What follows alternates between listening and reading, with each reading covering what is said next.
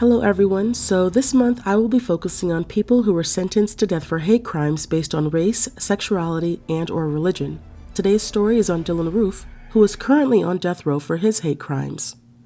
Well, to begin with, I was at the church all day that Wednesday. We had meetings and everything, and I told my son not to come because we were going to cancel Bible study because of all the meetings. But after the meeting, we decided to have Bible study. The last text I have from my son is, "Mother, are we having Bible study?" And I told him, yeah. We started Bible study, and must be 5 minutes after we started, Dylann Roof walked in, and we thought he was just a child coming in to study the Bible because he was calm and everything. We actually didn't see him looking weird or anything because my church is right by the college Charleston, so it's not unusual that we have Caucasians coming to the church. Was he acting weird? Did he strike you? No, he sat with us really calm and everything, and we went through the Bible, and he actually engaged twice with us. And toward the end of Bible study, we were closing out, and right as we closed our eyes to pray, the bullets started going off.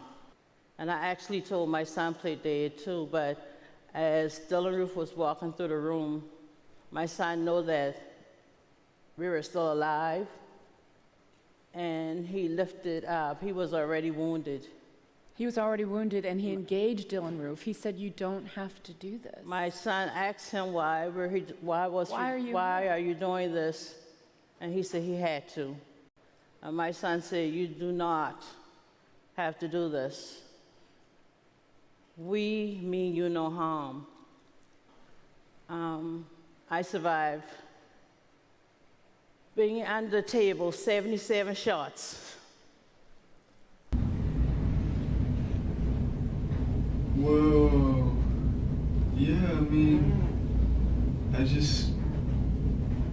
I went to that church in Charleston,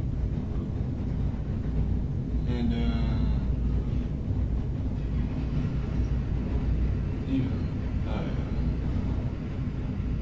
I did it. You did what?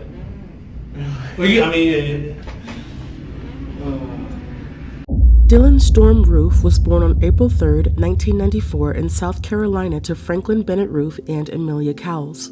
His parents were married, but they had already divorced in 1991. They reconciled for a short while, which is when they conceived Dylann. Their reconciliation was short-lived, and by the time Dylann turned 5, his father Franklin remarried. Franklin was working as a construction contractor who specialized in renovating historic homes.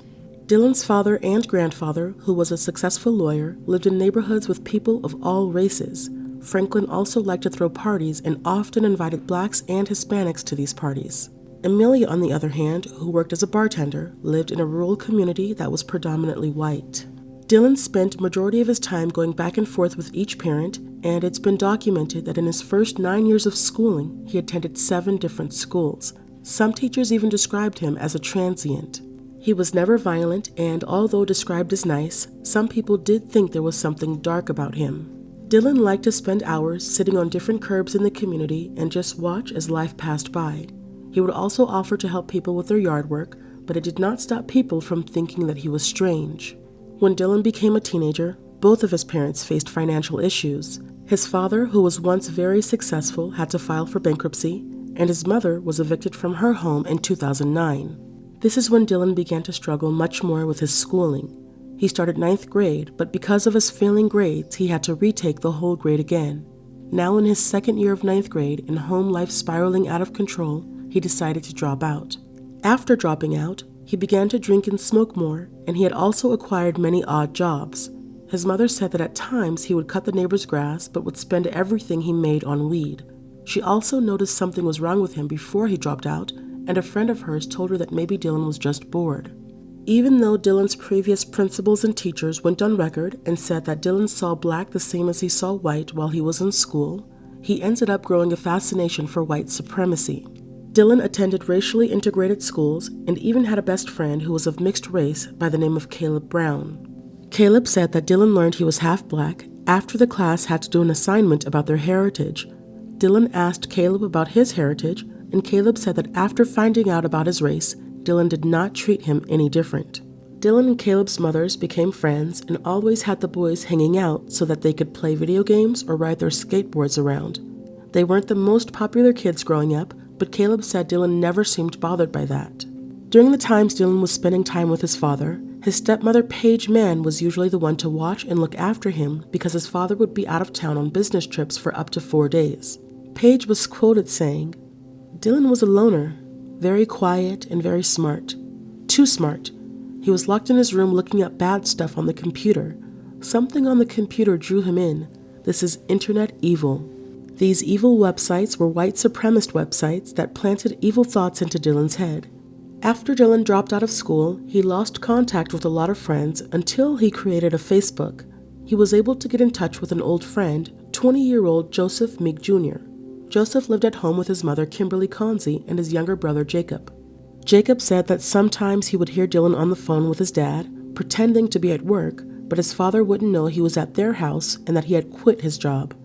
Dylann would sleep on their couch, and being that he was the only one with a car, he would help them out with transportation. One day, Joseph, Jacob, and Dylann watched a documentary on Martin Luther King Jr., and they all bonded over how happy they were that he died. They began talking about Trayvon Martin, and Dylann got upset with Jacob because he used the words African American instead of a racial slur. George Zimmerman was the first man to actually inspire Dylann when he killed Trayvon. The boys bonded over their hate, and Joseph noticed that Dylann seemed emotionless. In the year 2015, the same year Dylann committed his crimes that landed him on death row, he had at least 2 run-ins with the law. In February 2015, Dylann went to a local shopping mall dressed in all black, asking different workers when they would be leaving. This scared some of the workers, so they notified the police. When police caught up to him, he had prescription drugs on him that were used to treat opiate addiction, and they charged him with a misdemeanor. Weeks later, Dylann was loitering at a park and he was recognized by an off-duty officer who saw him when he was charged the previous month. When police questioned him and searched his car, they found parts to a semi-automatic rifle. That day, Dylann was off the hook and he wasn't charged with anything. After his first run-ins with the law, Dylann created a website on February 9, 2015 called TheLastRhodesian.com. The website contained images of him holding a Confederate flag and/or a gun. There were also other images that depicted images of his support in white power groups. He also included images of him burning or spitting on the American flag. Some of these images were taken at Dylann's house, and it was later discovered that some images were taken at multiple slave-related historical sites in North and South Carolina. Some images were taken at graveyards of Confederates, some of slaves, plantations, and museums. Along with all of the disturbing images on his website, he also included his very own manifesto, which was separated into different sections of groups of people. The sections were titled Blacks, Jews, Hispanics, and East Asians. In these sections, he expressed his unwavering beliefs and opinions. He also had sections titled Patriotism and an Explanation. He mentioned that he was awakened by the killing of Trayvon Martin and went on to say that Zimmerman was in the right and did not know what the big issue was. In his opinion, he also did not like how there was black-on-white crime and not enough white-on-black crime. A section of his website reads, "I have no choice. I am not in the position to, alone, go into the ghetto and fight. I chose Charleston because it's the most historic city in my state and at one time had the highest ratio of blacks to whites in the country. We have no skinheads, no real KKK, no one doing anything but talking on the internet. Well, someone has to have the bravery to take it to the real world, and I guess that has to be me." Segregation in his mind was also a good thing. He was quoted writing, "Integration has done nothing but bring whites down to the level of brute animals." Getting more motivated with his mission, in April 2015, Dylann was arrested at the same shopping mall he got in trouble at back in February. Mall workers and security recognized him and his distinct look. He was banned from the mall for a year and he was convicted of trespassing. Dylann was back on the streets, and in that same month, Dylann went to a gun store in West Columbia to buy a .45 caliber gun. Dylann was not working at the time, but he was given money by his father on April 3rd, which was his 21st birthday. Dylann was able to get this handgun despite his convictions and, more specifically, his conviction of drug possession. The gun store was at fault for not doing a proper background check. In early June of 2015, Dylann was talking to Joseph and ended up going on a rant about Trayvon and the people who were in support of him. He then started going on about a black man by the name of Freddie Gray who was killed while in custody. He felt that blacks were getting in the way of white success and that there were too many blacks in the world. Too many blacks meant that they were taking over. He then expressed to multiple people that he intended to kill as many black people as possible and wanted to start with killing people at the College of Charleston. The many people he told all kept quiet and never went to authorities because they did not think Dylann was honest about his intentions.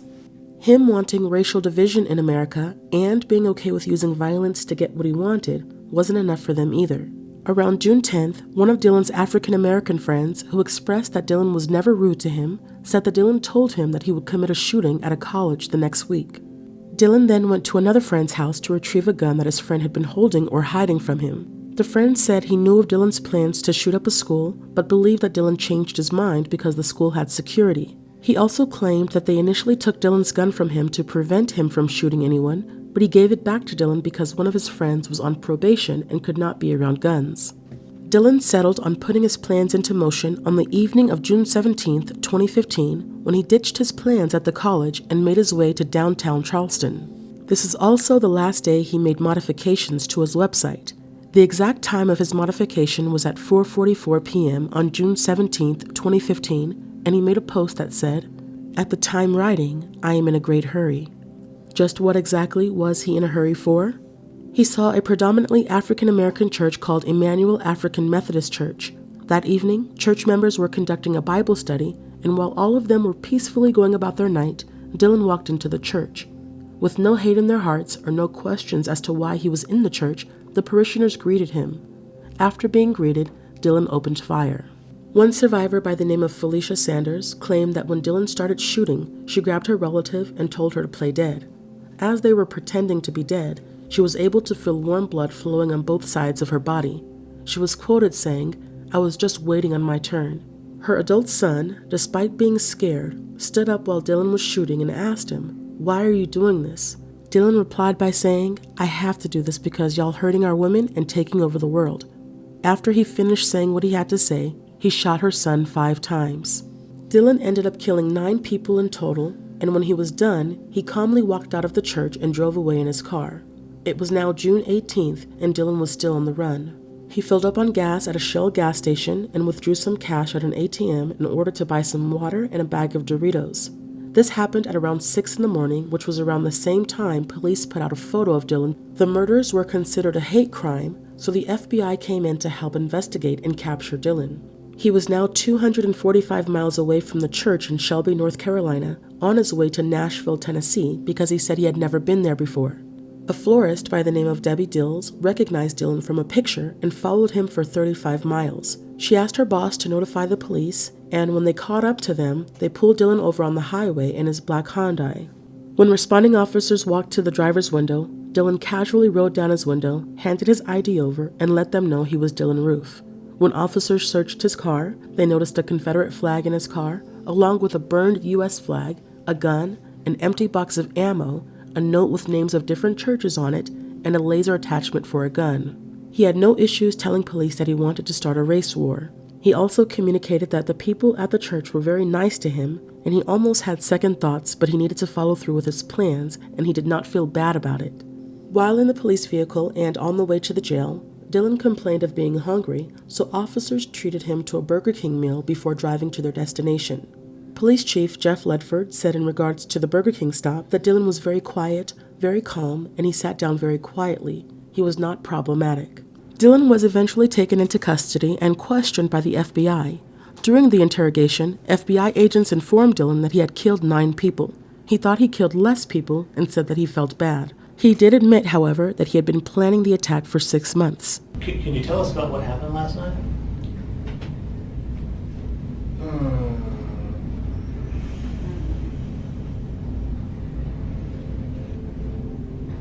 Whoa. Yeah, I mean, I went to that church in Charleston, And,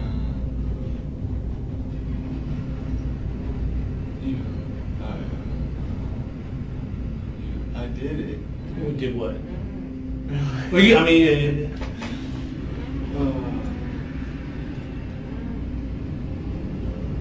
I know it's tough sometimes to say.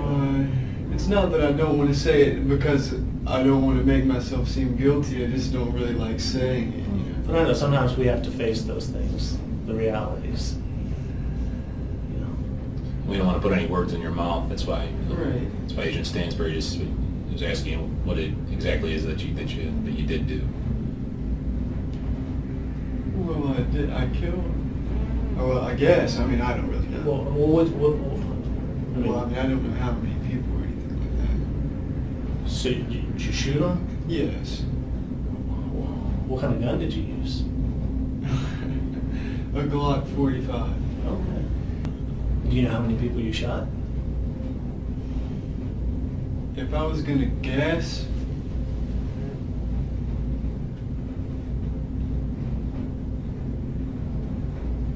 five, maybe. I'm really not sure. Right before, or when you pulled out your gun and started to shoot, or right before, did you remember what you said, or if you said anything to the people when you pulled? Because I mean, oh no, I didn't. If you suddenly pulled out a gun and I'm like, right, that's what I did. I didn't say anything to them before I pulled it out. did they? Not even one word. I didn't say anything to them. Did they see or anybody react to you as you pulled the gun out, or were you already shooting before they knew what was happening?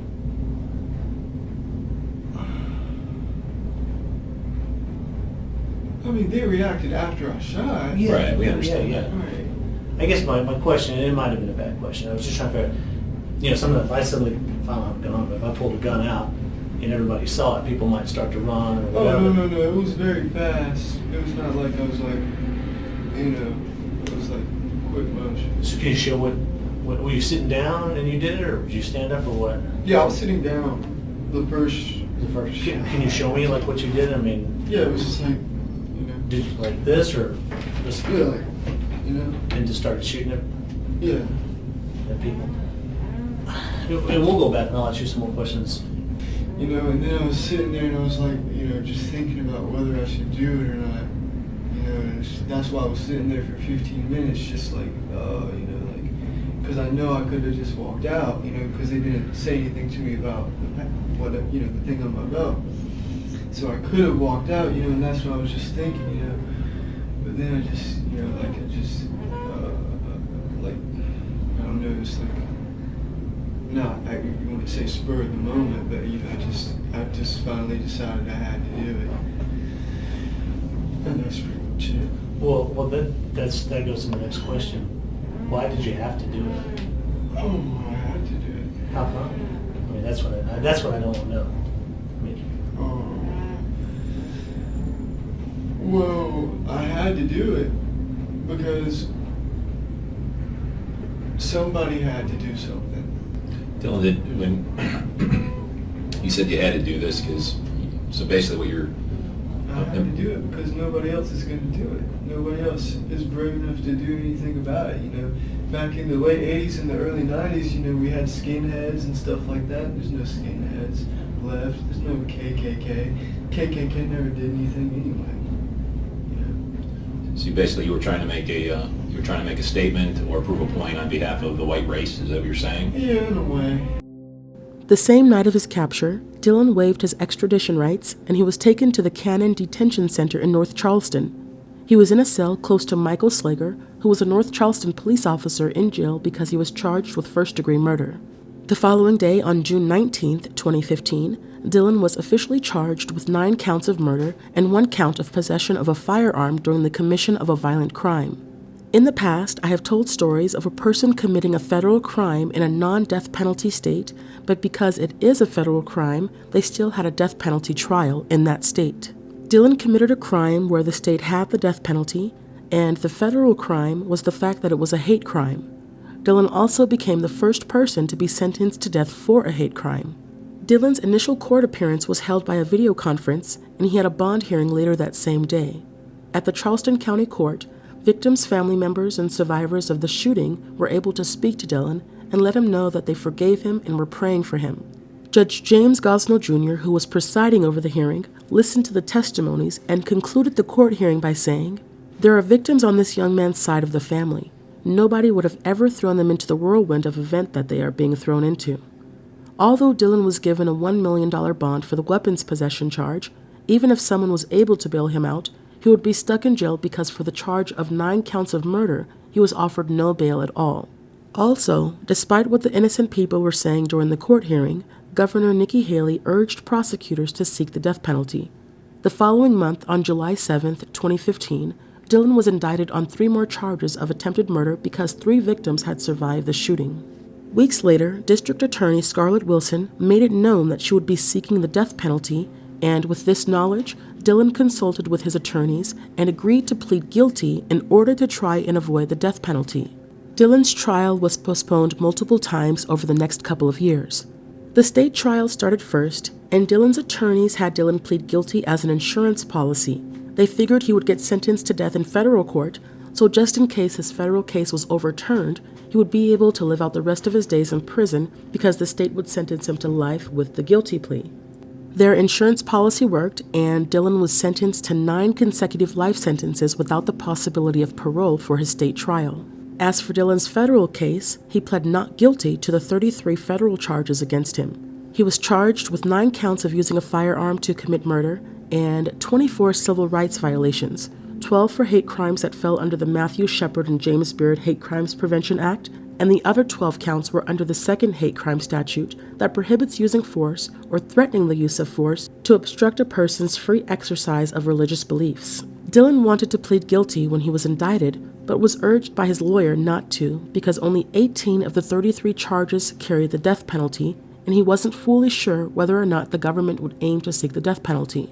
On June 9, 2016, Dylann expressed to his lawyers that he did not want to be tried by a jury but by a judge who would determine his fate. Unfortunately for Dylann, a judge denied his request because for federal cases, the prosecution has to give consent for a bench trial, and the prosecution did not give consent. Because of that rejection, Dylann's lawyers filed a motion saying the federal laws were unconstitutional, but that motion was dismissed. The federal trial officially began on December 7, 2016, with the jury consisting of 3 black people and 9 white people. The jury got to see Dylann's confession tape, and there were also expert witnesses who testified as well. On December 15, 2016, a jury found Dylann guilty on all 33 federal crime counts after deliberating for just 2 hours. Dylann fired his lawyers and wanted to be at the sentencing hearing alone. The judge warned him that it was not in his best interest, but Dylann did not care about what was best to avoid the death penalty. Dylann's lawyers did not like this sudden switch, so they filed a motion saying he was incompetent to stand trial, so on January 3rd, there was a competency hearing, and the judge presiding over the case said, "After fully considering all of the evidence presented, the court ruled from the bench that the defendant remains competent to stand trial and to self-represent."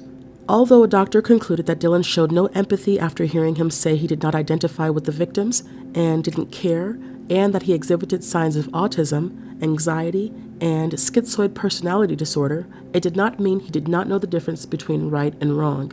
Dylann wanted to suppress the information of anything that would make him seem inferior or less than.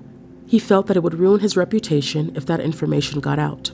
After his federal trial was over, a jury recommended death, and the very next day, on January 11, 2017, the judge officially sentenced Dylann Roof to death. Dylann was then transferred from Charleston County Jail to federal death row at Terre Haute on April 22, 2017. In 2020, Dylann appealed his death sentence, saying that because he represented himself, his attorneys were unable to present evidence of his mental illnesses. Dylann was the one who initially fought for his attorneys to be dropped and to self-represent, so on August 25, 2021, his appeal was rejected. Dylann was represented by attorneys again, and they appealed the judge's ruling on the appeal, but that was declined by a federal court as well. To date, that is the last update regarding Dylann Roof. Thank you all for watching, and let me know what you guys think of this story in the comments below. Also, don't forget to visit my new website and to add me on Facebook and Instagram.